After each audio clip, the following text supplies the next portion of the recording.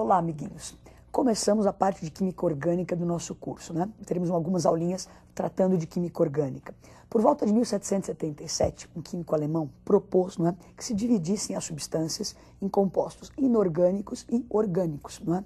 A princípio era assim, essa química inorgânica iria estudar os compostos de origem mineral.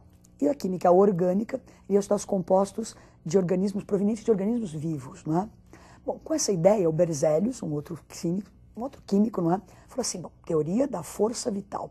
Para que existam compostos orgânicos, eu precisava de matéria viva para que eles pudessem existir, para sintetizar esses compostos orgânicos só em substâncias, em organismos vivos, não é?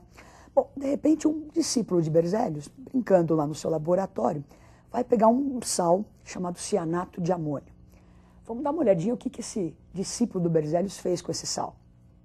Então ele aqueceu o cianato de amônio e obteve ureia, que é um composto orgânico, não é?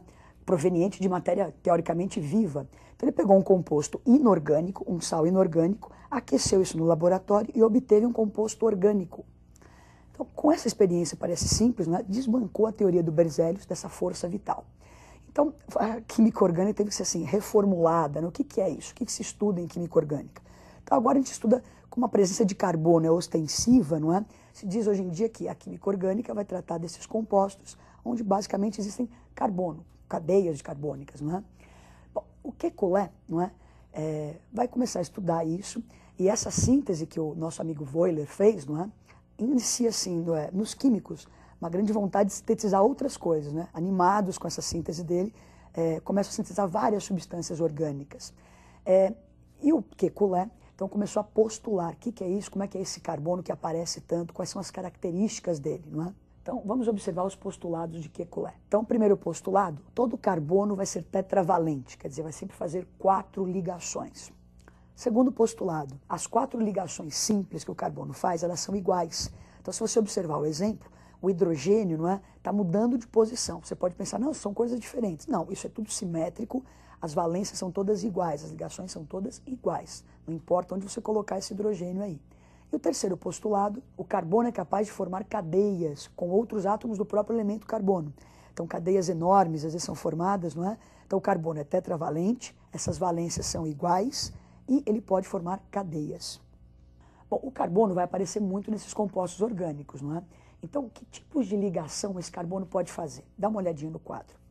Então, ele tem sempre que fazer 4 ligações, mas ele pode fazer simples, né, entre os próprios carbonos, pode fazer dupla e pode fazer uma tripla ligação. Bom, esse carbono, então, vai formar essas cadeias imensas, não é? E eu vou classificar os carbonos com relação ao número de carbono que ele está ligado da seguinte forma. Então, um carbono que eu posso chamar de primário é um átomo de carbono que está ligado no máximo a um outro átomo de carbono. Carbono secundário é um átomo de carbono que está ligado a 2 outros átomos de carbono. Carbono terciário é aquele que está ligado a pelo menos 3 outros átomos de carbono. E o quaternário é aquele que está ligado a 4 outros átomos de carbono. Então nós vamos ver o exemplo na sequência, uma cadeia bem grande aí com vários carboninhos. Para você classificar em primário, secundário e terciário, o que interessa é a relação carbono com carbono. Os hidrogênios ou outro elemento não me interessam. Então se você ver aí na sua tela, agora aparecem os carbonos primários aí em destaque, não é? Então, carbonos que estão ligados a um outro átomo só de carbono. Não interessam os hidrogênios.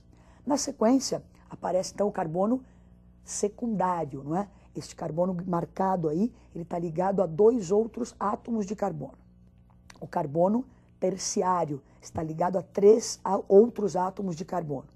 E, por fim, um carbono quaternário que está ligado a outros 4 átomos de carbono. Bom, o que acontece? Essas cadeias são imensas, não é? Às vezes, para você representar todas as ligações existentes, é muito chato, fica uma coisa muito, uma poluição muito grande. Então, é possível você condensar isso e representar essas cadeias de uma maneira mais simples. Então, a gente vai ver alguns exemplos dessa situação. Então, eu tenho lá CH3, CH2, CH3. Se for esse monte de tracinhos, olha, eu posso condensar isso. Então, colocar olha, H3C, só representar as ligações entre os carbonos, não é? CH2 e o CH3.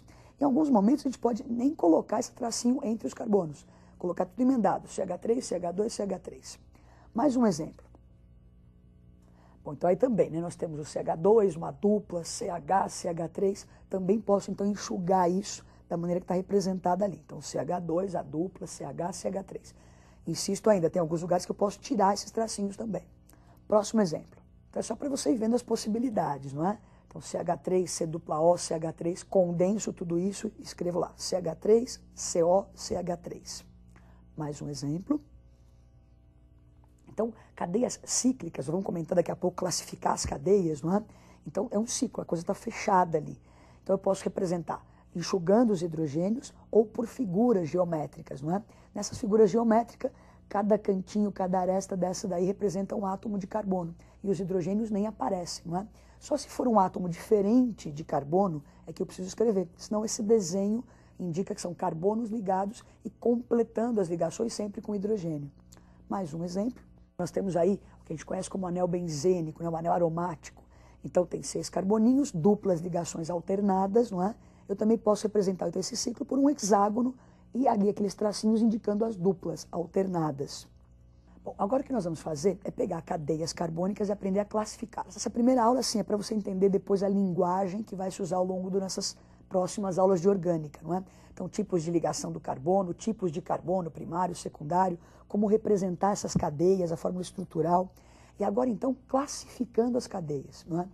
Que tipos de cadeia eu posso ter nesses compostos orgânicos? Dê uma olhadinha no quadro. Classificando as cadeias, nós temos 3 grandes grupos, não é? Cadeias carbônicas abertas, acíclicas ou alifáticas. Essas que têm 2 extremidades pelo menos, não é? Então, outro tipo de cadeia são as cadeias carbônicas fechadas ou cíclicas ou alicíclicas. Daqui a pouco nós vamos falar um pouquinho de cada uma dessas.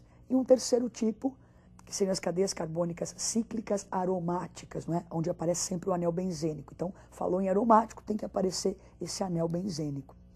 O que nós vamos fazer agora é destrinchar cada uma dessas 3 classes grandes que nós falamos aí. Então, falamos abertas, fechadas, aromáticas. Agora, vamos ver o que as possibilidades em cada um desses grupinhos, não é?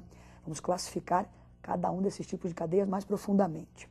Então, você vai ver agora uma sequência de quadros, não é? Tratando dessas cadeias abertas, os tipos que eu posso encontrar, classificações, ramificações das cadeias abertas, ramificações das cadeias cíclicas e ramificações da aromática. Vamos lá para uma sequência de telas agora. Então, cadeia aberta, não é? Nas cadeias abertas ou acíclicas.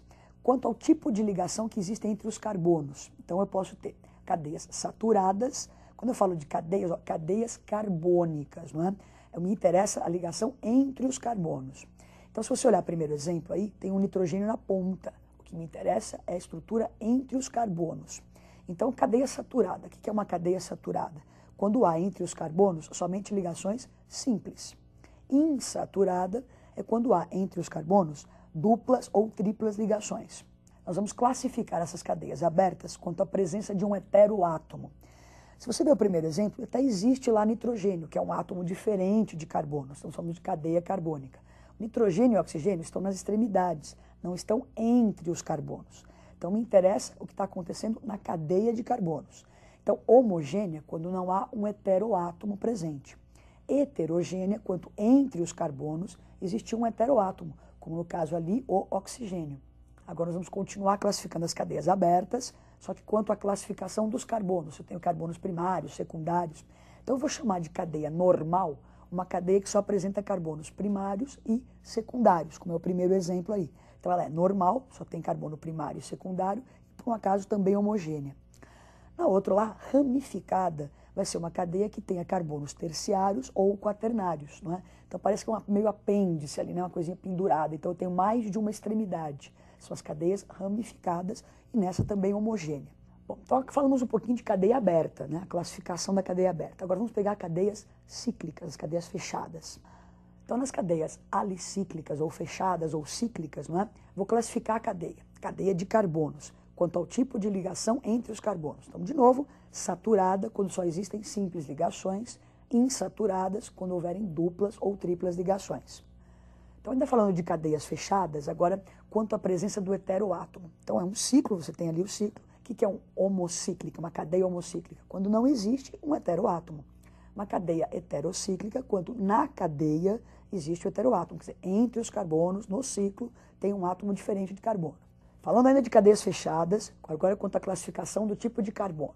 Então, o que é uma cadeia fechada, um cíclico, né? Uma cadeia cíclica normal? Aquela que só tem carbonos primários e secundários.